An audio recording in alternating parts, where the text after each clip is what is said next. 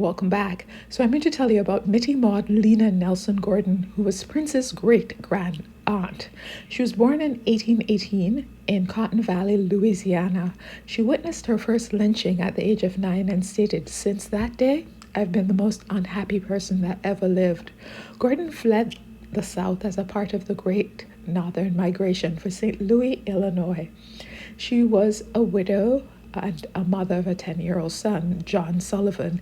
In 1917, while in St. Louis, between July 2nd through 3rd, a white mob, no different from the ones she left in Louisiana, angered by labor concerns, went through the town harassing and killing Black people, burning their homes and businesses. The recorded death toll was between 39 to 48 Black people and 9 white people, but historians believe it was as many as 100 Black people. The white mob was as savage as the Southern lynchers and shot Black people as they tried to flee their burning homes. Also, they hung Black men from lampposts. About 7,000 Black people fled for safety. They called it the East St. Louis Race Riot, but it was white terrorism.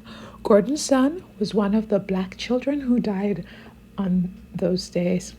Days later, Gordon was inspired by a speech given by Marcus Messiah Garvey, July 8, 1917. He said, "East St. Louis riot, or rather massacre, of Monday, July 2nd will go down in history as one of the bloodiest outrages against mankind for which any class of people could be held guilty."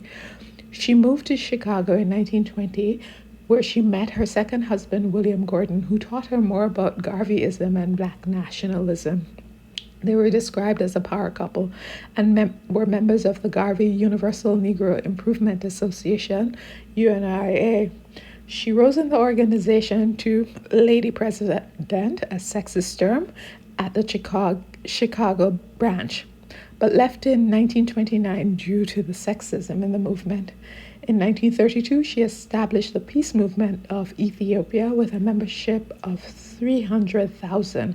In her Chicago restaurant, she launched a letter-writing campaign highlighting the link between the Great Depression and the struggles of Liberia. The culmination of the writing campaign was a request for President Roosevelt to sponsor African Americans going to Liberia.